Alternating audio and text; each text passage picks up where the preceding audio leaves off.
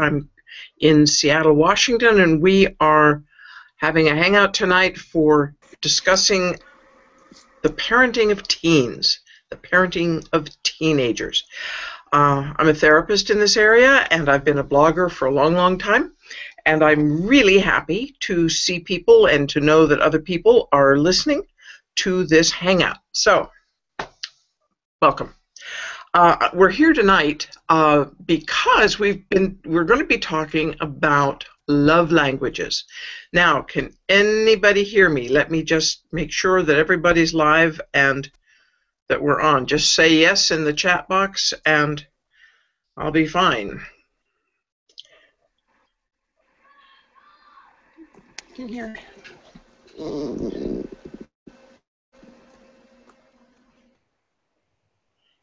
We're live? Okay.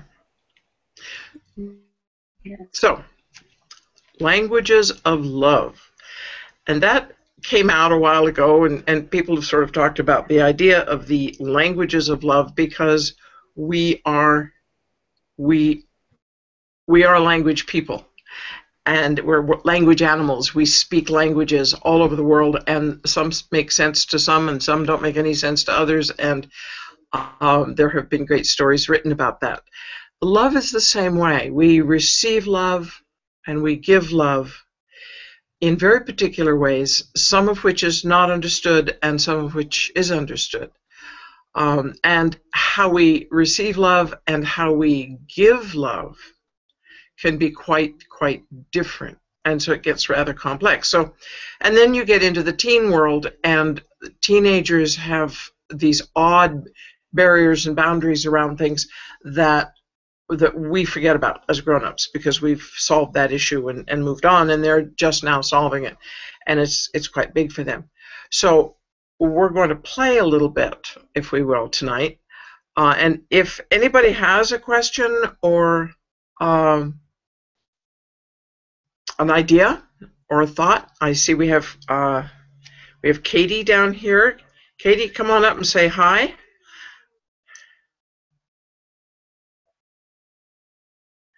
Oops, Katie, turn off your your camera back on. Turn your camera on. So, I'm going to recommend that everybody who's on this go out and get themselves a nice big blank piece of paper and a pen. I love Sharpies.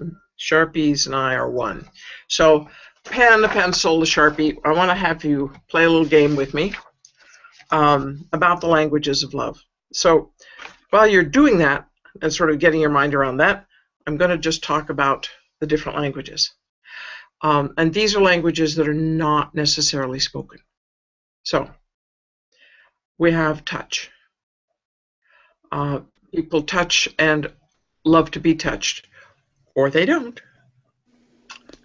There are gifts, you know I'm loved when he gives me XYZ. And some people express their love to others by giving gifts. They buy you a pretty this and they buy you a pretty that, and to them that's expressing love. Acts of service is another one of the languages. You come home and something's been done for you. And that's pretty exciting for some people. For some people, it's like, well, these people live here; they might as well do these things. So it doesn't resonate. So we need to talk about that. And words of affirmation. Those words that we say. This is where words come in. Words that we say to one another that encourage people. And some people are good at it, and some sort of aren't. And for some it doesn't mean much, and for some it means the world. So we're going to play this sort of game and sort it out. Quality time. Just quality time. Hanging out on the sofa, watching the football game together, sharing a bowl of popcorn. That can be heaven on earth for one person and kind of a chore for another. Just hanging out. I had to laugh because a certain dog made a little mess of a big basket of yarn, and I got to sit with some family members and sort out the yarn, knowing how delightful to sit in the sun, not really have anything important to do, just hanging out and untangling yards and yards of very messed up yarn. It was really quite funny. Very, very important to me, and I had forgotten how important that is.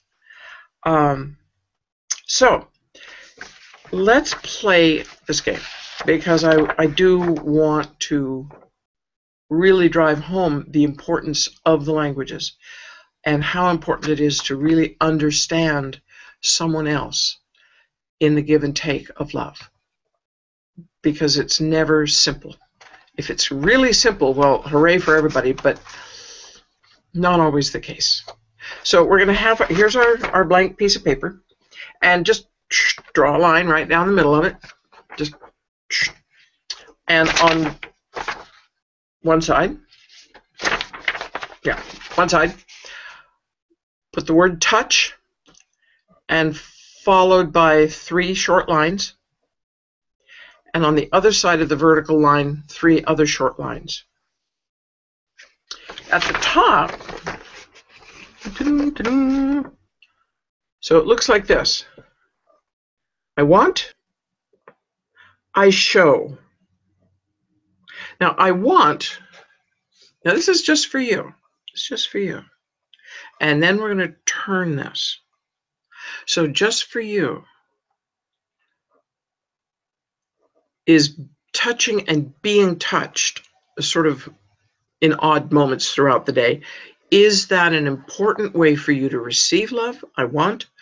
Or do you find yourself wanting to touch the person you love throughout the day as a reinforcement of your love? And those touches can be pat on the back, little ruffle of the hair, pat on the hand, holding hands, all the way to a great big hug. It can be just a little shoulder rub, combing each other's hair, things like that. If that's a really important way for you to know that you're loved or to show that you love someone, write how you like to do that in those lines.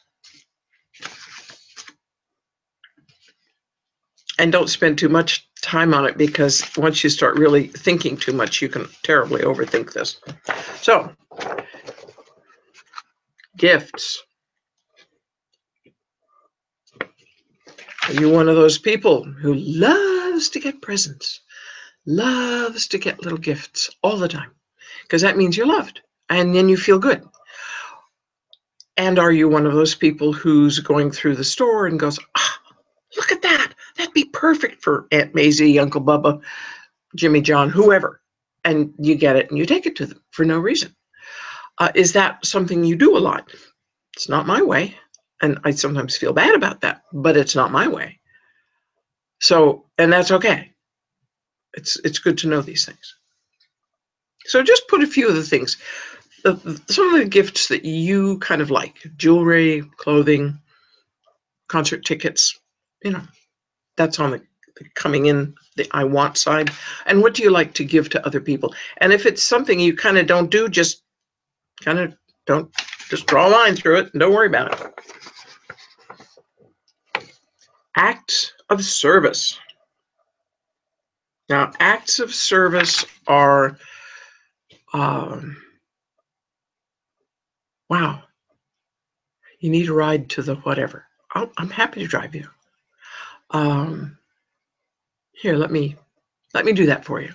I'll get the whole living room cleaned up for whatever reason. Don't worry about it. I'll handle it. You mend all the buttons for no reason. You just sit down one day and get all the buttons back on all the shirts and all the seams freshened up. Acts of service. Acts of service. And do you like to do that for other people? Do you like to run over to somebody's house and mow their lawn? Do you like to go over to their house and wash their car?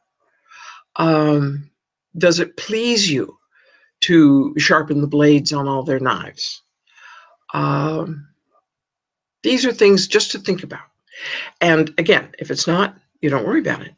If it's something you like to have done, write some of those things down on the I want side. And if it's not something that rocks your boat, you don't worry about it. I'm afraid one of our people had to go. Her connection is just bunky.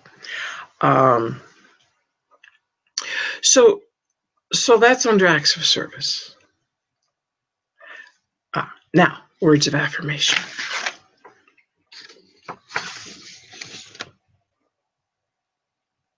Words of affirmation.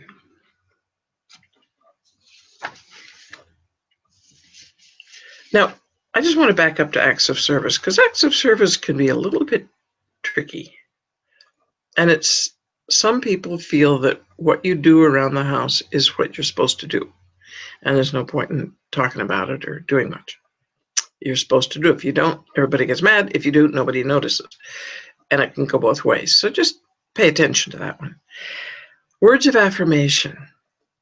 Gee, you look good today. Oh, I like your hair that way. Wow, you look like you've had a really hard day. You must have worked really hard. I admire the way you work hard. These are the giving, the words that we give. That was a nice thing you did for Uncle Joe the other day. These words of affirmation, some people use them very easily as a showing of love. Some don't say much. Doesn't mean you aren't loved, but they just don't say much. So if you like words of affirmation, if you like people to tell you that you look nice or that you've done good work, or that's certainly true on the job. If you're working on the job and nobody ever notices what you're doing, you can get really burnt out really fast. So words of affirmation do matter. It's just sometimes they get put into the professional bag, not personal love bag. And do you give words of affirmation? Is that something you enjoy doing? Do you enjoy complimenting people? So we're thinking about. So just write down what you got. And the last one is quality time. Just time. Does sitting around doing nothing make you kind of itchy? Then that's not something that you enjoy doing. You have people come over and they haven't made an appointment and they don't have anything much to say or do. And what do you do with them, right? For some people, that's heaven on earth. For some, quality time needs to be scheduled. And that's okay too, if it's scheduled. So that's for you. Now, on the back, another line. And we're going to do, unless you can wedge everything into this thing. We're going to do this again with your teen. With your teen. Because although the categories are the same, they morph slightly with teenagers. Teenagers are in that terrible place where they are very close to having been children. And they remember childish things. And they want very much to be adults. And many of the things that adults do are similar to the things that the teens used to do when they were little. And the teen wants to reject that aspect. They want to be grown-ups. They want to be adults. They don't want to be treated like children. And so they go through a period where they're not entirely sure of, is that because, did she do that because I'm a child, because she thinks of me as a baby? Or did she do that because she really thinks I'm a nice person? And this can be very difficult for teens to kind of master those questions. So we as adults, as parents or grandparents or caregivers or whoever we are dealing with teens, need to be aware of their prickly quality. And that's why they're prickly. They don't want to be children anymore until they need their mamas and daddies, and then they kind of collapse and get very needy, and it can all happen in one sentence. So it's also confusing for us. It's confusing for us. So there's touch. Now, teens, I'm going to just put this one out on the table. Teens are learning about the touch of adults. They're entering into that wild, wild world of sort of proto-sexuality. And so there are certain touches that have to get put aside for a while, about how you touch your teen. And it's not forever, but great big gooey hugs and smoochies, not so good. They just don't know quite what to do with that, because that's, first of all, that's what you do with children. And you pick them up and you little thing, oh, your little toes, oh my God, look at that little nose. No, they don't want any of that, but they're learning about adult hugs and kisses. And so we have to just kind of skirt that area a little bit without dropping the whole thing. So does your teen seek to be touched? You will know that if they hit you a lot, or throw things at each other, or trip each other up, or push and shove each other. That's touch, and that's an affectionate business for teens. That doesn't mean you get to hit them and throw things at them, and however, it does mean that you can be aware that they do crave being touched. Now, some teens don't. They're either perfectly smooth with all of it and they don't care, or they just don't want to be touched at all.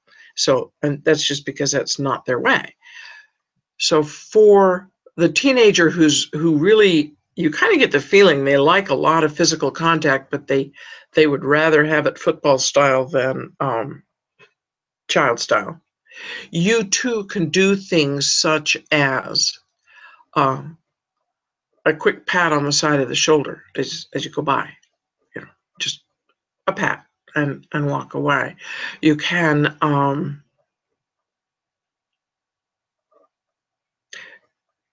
ruffle their hair as you go by them on the couch. Short touches. Now, interestingly, my mother and I, when we walked, we always held hands. It never occurred to me that it was a little odd, but we just did. Both of us. I never had a problem with it. It was always a sense of having a connection to my mother, who was a little bit prickly in other forms of touch and other things. So for me, that was really cool. I like that. What does your teenager do in the touch area to show his affection for other teens / and adults? Good firm handshake, sitting next to each other on the couch. A lot of teens like to wrestle, and I don't know so much about young girls these days, but certainly combing each other's hair and doing each other's hair was a big deal for a long time. So just think about that, and if that's not your kid's way, then that's fine. What we're looking for is where the gaps are and what the matches could be. So gifts. Now, I don't know teenagers who don't love gifts. A new iPad every time a new one comes out would be great. Thank you very much. But do they give gifts? And is the gift something that you owe them, or is it something that always sort of surprises them and they feel good about it? And so that's where you get to think about that.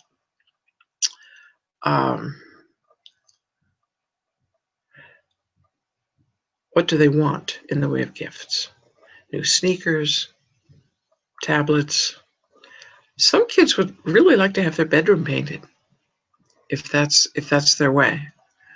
And this might be also a very fun game to play with your teen, to make this graph and go through these questions with your teen, and then compare notes with them, because they may have a very different take on it from you. Just throwing that out there. Acts of service. Now, acts of service is a little dicey because it gets all into the same sack as chores. And an act of service is when you do their chores for them so they can get to a big event on time. That's an act of service. You offer it and do it if they say yes. Doing their chores for them because they don't do them, that's not an act of service. That's not so good. So acts of service, and what do they do for you? There are teens who really enjoy doing things for their parents. They might do them on the sly even. Brushing the dog.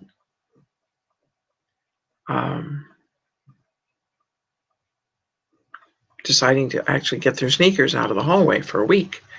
This could be big, okay? So think about that and put those in there. Words of affirmation.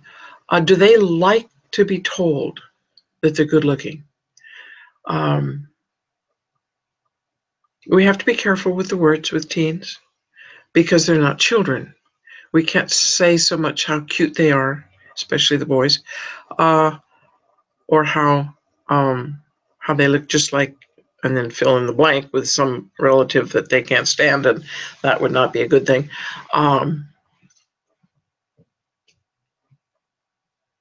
Words of affirmation. And what do they say to you?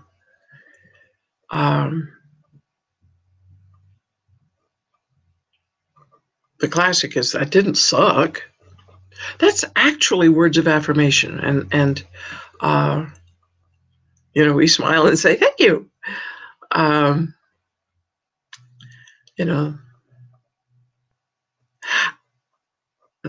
That's hard for kids. It's hard for teens, especially if we haven't given them a lot over the years of affirmation. They kind of don't have a model for how to do it. But that would be a good one. And we will be talking in the next Hangout about communication and exactly those things, words of affirmation, and how to stop a conversation that's going downhill fast, or how to encourage one that's having a little trouble getting going. These are some topics that we will be covering. And quality time. Kids, teens who are hanging around a lot, following you up and down the hallway, standing around inside the kitchen when you're trying to make dinner for 4 or 6 or however many. That's actually a request for time, a request for your attention, a request for your time. And that's an interesting business, because like little children, teenagers' requests for your time can be very annoying. They're underfoot at exactly the moment that you're ready to sit down with your cup of tea and a little, that's when they're there, boing, right there. So what does your teen do to allow you to hang out with them? Do you ever try to hang out with them? Do you show up at their ball game, at their concerts, at if they're in a car wash, do you go by the car wash and get your car washed? These are things to do. Now, I have on the blog that I'm running, which is www.teenandfamily.com. Write that down. Teenandfamily.com. I have a page called 100 Ways to Say I Love You without using the icky words. And there literally are 100 different things to choose from to show your love for your teenager in ways that are acceptable. Some of them are even annoying, which is great fun. And then they kind of like it, but they always go, Mom, or Dad, leave me alone. And they're smiling the whole time. So there's that. And go look there, www.teenandfamily.com. I'm posting articles and resources for parenting teenagers.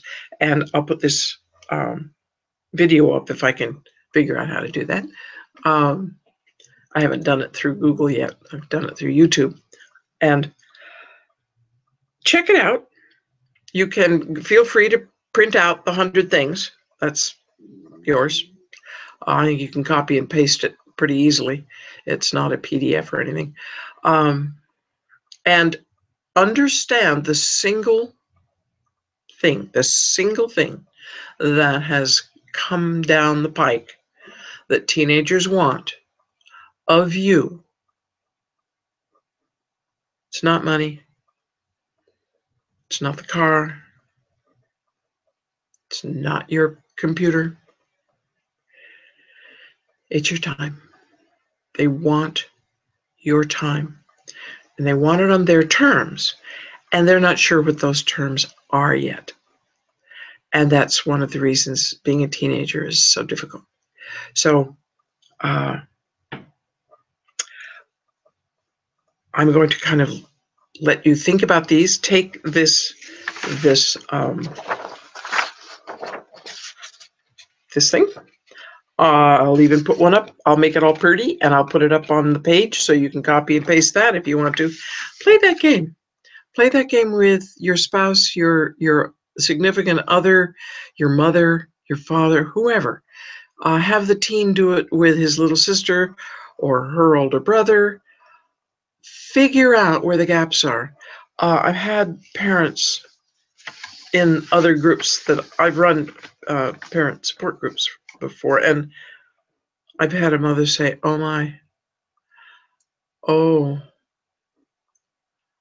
I thought he didn't like me because he always pokes at me when he goes by. And what he's really trying to do is touch me. And so instead of shrinking away from him and saying, oh, leave me alone, next time I'm going to smile and say, I love you too.